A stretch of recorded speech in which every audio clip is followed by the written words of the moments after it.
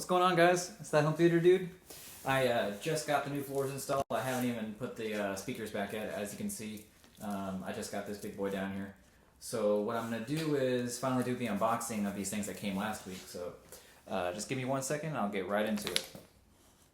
Alright, so that's it. I got not one, not two, but three of the monoblock 2200 model 2200s from Outlaw. I ordered these direct. I got a great deal on them. Like I said, man, you guys can always look for deals out there.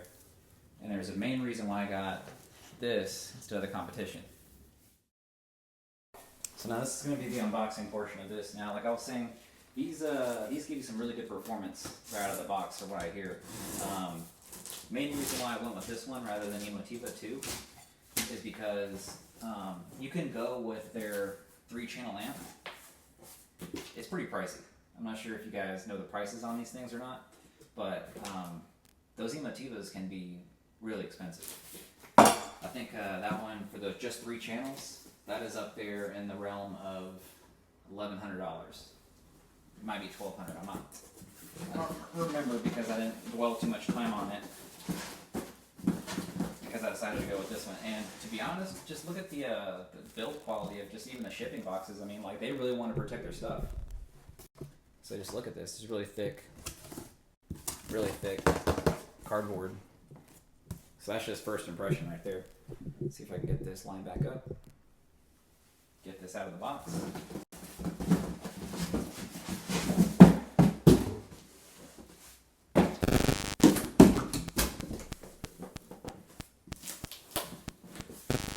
And that is about it. Let's see if I can get a better angle of this right here. So what comes in the box? You get your owner's manual. They have this available online.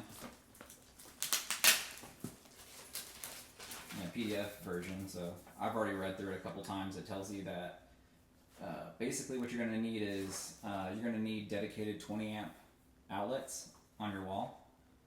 So if you're going to run this through a surge protector or power conditioner, you want it rated at 20 amps coming from the wall.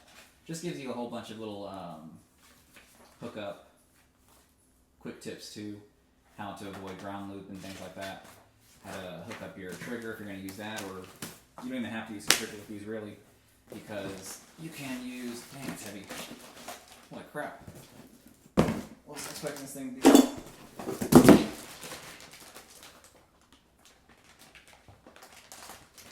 so I kind of feel like this should be supported better than just sticking it right there. So I'm going to go ahead and take these off real quick. Oh man.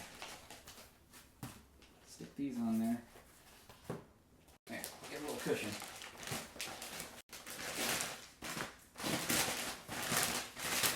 You still see that? Yeah, cool. This is a, go ahead and get it out of the plastic. Dang, I am really impressed with this. This thing is super heavy. Usually with the with terms of build quality, weight typically signifies that, you know, you're getting something pretty sturdy. Like, not all the time, but usually. And here, I was expecting this plug to be, you know, a little more robust than it is. The big old power cable that came on this thing, the SVS PB4000, this thing puts out 1200 watts RMS, 4000 peak, but it only runs off a 15 amp circuit. This is telling you to run a 20 amp circuit, and this is super small wiring. But I don't think that this thing pushes all that amperage all at one time, so that's probably why they can get away with just using this. If I'm not mistaken, this does 2 types of amplification. So for the first 80 watts, you're only on, you know, like a certain amplifier. Once you get past the 80 watts, this thing really, it actually switches. It's called a rail type switching, and it does it within microseconds, not milliseconds. So it's super fast, and from what I understand, you're not supposed to be able to detect anything whenever it switches like that. So let's see if I can get a good shot in here. couple things that you're going to see on the back. You have balanced inputs. You have unbalanced inputs. So typically what you're going to do is if you're going to be using the AVR setup like I'm going to be using, you're just going to have a RCA interconnect. You have the option of doing a 12-volt trigger. So if you want to daisy chain these, you can do that. Now, since I did read the instructions, it tells you not to daisy chain them past 2 units because it'll mess with the circuitry for the actual trigger itself. So 2 max if you want to use the monaural speaker interconnect, but you don't have to do that because it gives you options over here. See if I can zoom in on that real quick. So right here it says you can switch in between. You can have a trigger, which you'll use these inputs, or just the input. Hey, go on now. Crazy. So you can have it to where you can use the trigger.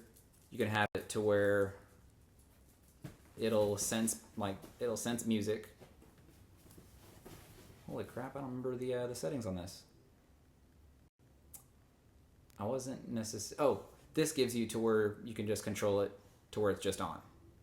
This gives you to where you have a music type of trigger. So if you have a signal coming in through your speakers, or actually right here, if you have a signal coming in to your RCAs, this thing's going to turn on. Then you have a 12-volt, which is going to use this type of setup, monaural trigger from your AVR. Or if you have, your projector, whatever other source, your TV, a couple different ways you can set it up. So here, you just have your right and left type of speakers. They'll be going out to your whatever you're driving. And these are only 1 channel. They're monoblock. So with that, you can just plug your banana plugs right in here, or you can unscrew it, stick your wire in there, whichever option you want to do. You have a voltage source input over here. So if you want to use 115, you can do that. Move this back. You can do 115, you can switch it to 220, whatever you want to do. If you just want to turn this thing on and off every single time you use it, you're more than welcome to do that too. Here's the power. And then you have yourself a fuse. Besides that, that's the back of this one. Really simple. So last thing, just to round off the back, you can have your input for your power cable, and then over here if you want to ground it to anything, you can ground it. So I'm going to go ahead and flip this over, and then we'll talk about the other side. Oh crap, that's heavy. Like every time I pick this up, I'm not expecting it to be that heavy. So there's really nothing for you to look at on the front. I think there's maybe just 1 light, and that's here. I guess that'll just tell you if it's on or not. And then the only other designation you have is just this Model 2200. So that's it. It looks really sleek. Like I said, super heavy. Build quality on this thing, pretty impressive. Let's see if I can get a good shot of that. It kind of gives you this cool little textured type of top to it. And I'm not sure if you can see this huge toroidal transformer, but that thing is freaking huge. It's pretty balanced. It's balanced pretty well too, so when you pick this up, it doesn't feel like it tips over to one side. So, let's see. Not sure if you can see any of the rest of that stuff in there. That's all that comes with it. Really simple.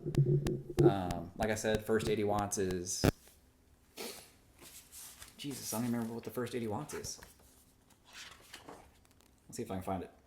I know that whenever it switches, it's class G that it goes into, the amplification.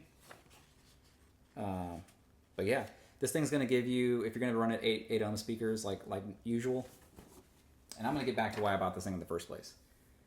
This is 200 watts, right? 200 watts a channel, 8 ohms, and you get that from Outlaw specifications from 20 hertz all the way up to 20,000. But the main reason why I got this instead of the Emotiva is because Emotiva, they're good. They're great, but they're not Outlaws as far as it comes to amplification. Outlaw, they've been known to underrate their products. So say if this is going to be a single channel for 200 watts, whenever you put this on an amp dyno, you may be getting anywhere like 210, 215, they're going to be conservative with their power ratings, is what I'm trying to say. So you get a little more protection and whatever you like from your amplifier, rather than, just going with the Emotiva. Oh, another main thing. This one is like the ratings I was just talking about. That's at 0.05 for distortion. Emotiva, on the other hand, theirs is 0.10. So if you look at the graphs for clipping, 0.10 is getting, it's getting in the realm of clipping. So why have your specs for that if you don't want to, if you're going to be pushing it at that range? Reason why people get externals like this is so it gives them the freedom, to run better floor standing speakers or better speakers themselves, and it gives them the option to not push their ABR so hard, and that's so to get out of the possibility of clipping. So that was one of the main reasons why I bought this one. And for the first, here we go. So for the first 80 watts, you're going to be getting it Class AB. And this is fanless. This thing, reason why they made it so small and so beefy is that they didn't want any fans to come on this. They wanted to have, a silent operation. So no fans, Class AB for the first 80 watts, then it switches, right? It switches to Class G amplification.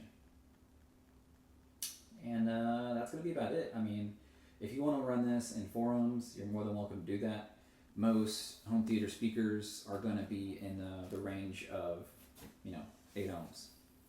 They don't give you any option to run 6 ohms or any specifications, but maybe you could, maybe you can't. But to be honest, 4 and 8 are the most common for speakers that I've seen anywhere, so I don't see why you would go any other route than that. Apparently this thing's only 18 pounds, so I'm being a chump. It's just, it's whenever you pick it up, you're not expecting it to be that heavy, so I guess that's why. So that's why I think I'm having a problem with the weight. But besides that, I'm pretty impressed with it. I mean, I bought 3 of these to power my left, center, and right channel. I have the RP280s for the front floor standing speakers, and then I have the RP450. Both of those are 150 RMS from Klipsch's website themselves. I think they go up to 600 dynamic. But yeah, I mean, whenever I'm pushing this thing, my ABR close to reference, I want to have that sound that people are talking about. I had a really good sound with my Yamaha, and I don't know why that I'm not getting that with Denon. So I'm kind of bummed out with that. 1, it runs hot. 2, it doesn't sound great as good as the Denon did. Or the Yamaha did. People have great luck with Yamaha, Pioneer, and I think Onkyo. They have great luck with just the internal amplification on those, but a lot of people, Marantz, Denon, same company basically. A lot of people use externals with those, and it doesn't make any sense because these are a lot more expensive, the Denons and Marantz's. So I don't know why they would. I'm kind of frustrated. So main reason why I bought this, hopefully I'll be able to get a little better sound out of it. I'm going to go ahead and do the unboxing for those a little later, the 2 more that I have up here. And get out of there. The 2 more that I have up here, I'll do the unboxing for those later. I may or may not film it, but I just wanted to go ahead and fire this one up to see if it was worth the purchase. So I'm going to go ahead and I think what I'm going to do is I'm going to end this video here, and then I'll do a testing of it, so I'll do a demo video pretty soon. But like I said, first video back from the floor install, so haven't really had a chance to put everything on yet. So just stick with me, and I'll get you those demo videos. Thanks for watching, guys.